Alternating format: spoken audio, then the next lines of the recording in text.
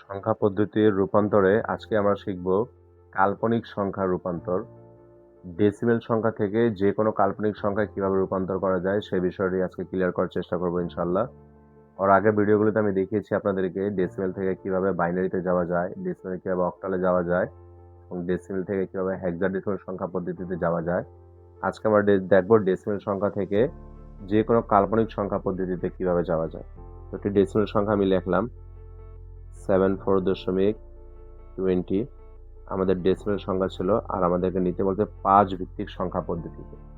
Sir মাথায় রাখবো আমরা যে আমাদের প্রথমে যে সংখ্যা দেওয়া থাকে বা উদ্দীপকে যে সংখ্যা দেওয়া থাকে এটাকে প্রথম সংখ্যা বলা হয়, আর আমাদেরকে ফলাফল হিসেবে যা বের করতে হয় তা আমাদেরকে দ্বিতীয় সংখ্যা বলা হয় স্যার। অন্যান্য সংখ্যা পদ্ধতিতেও বলেছিলাম যে ডেসিমেলের ভিত্তি কখনো কাজে লাগে না স্যার, ওইটা আমার যে সংখ্যা পদ্ধতি হোক কখনো সেটা কাজে লাগবে না। তাহলে এখন স্যার আমাদের ডেসিমেলটাকে যদি বাদ দেই থেকে এগুলো আমাদের পরবর্তী দ্বিতীয় সংখ্যার ভিত্তি 5। দ্বিতীয় সংখ্যা মানে স্যার 2, আর 2 মানে কাজ হবে দুইটি। যখন আমি দ্বিতীয় সংখ্যা নিয়ে কাজ করব তখন এই 5 থেকে 74কে ভাগ দিব, 5 থেকে 0.20কে গুণ দিব স্যার। গুণ করি নিয়ম অনুযায়ী। 74কে আমি যদি 5 থেকে ভাগ দেই আমরা ক্যালকুলেটর ইউজ করবো স্যার। 74 ভাগ 5, অ্যান্সার বের হয়েছে স্যার 14.8।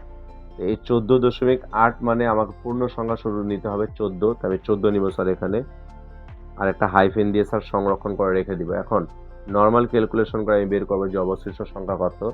14-র সাথে যদি আমি 5কে গুণ করি স্যার তাহলে আমরা একটা মান পাবো। ওই মান থেকে স্যার আমাদের মানটা বিয়োগ করতে হবে। যেমন 14-র সাথে যদি আমি 5কে গুণ করি 70 হবে স্যার, এখানে ছিল 74। 70 আর 74-এর ডিফারেন্স কত স্যার? 4-এর। এই 4টা আমাদের ডান পাশে থেকে যাবে হাইফেন হিসাবে সংরক্ষণ করে। আবার আমরা এই 14টাকে ভাগ দিব 5 থেকে। কয়বার যাবে স্যার আমরা জানি 2 বার যাবে। 5-এর সাথে 2কে গুণ করলে 10 হয়, এখানে ছিল 14, তো 10 আর 14 ডিফারেন্স কত স্যার? 4। এই 4টা স্যার আমরা ডান পাশে রেখে দিব। আবার এটাকে ভাগ দিব 5 থেকে।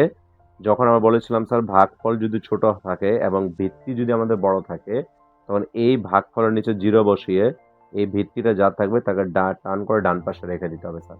অন্যান্য সংখ্যা পদ্ধতির বেলাও সেম। আপনি যখন 2 থেকে ভাগ দিচ্ছেন সংখ্যা এখানে 1 দেখা যাচ্ছে, তার নিচে আমরা 0 বসায় এই 1টাকে ডান পাশে রেখে দিব। 8 থেকে ভাগ দিচ্ছেন সংখ্যা আমাদের 6 দেখা যাচ্ছে, তখন 6-এর নিচে আমরা 0 বসায় 6টাকে ডান পাশে রেখে দিব স্যার।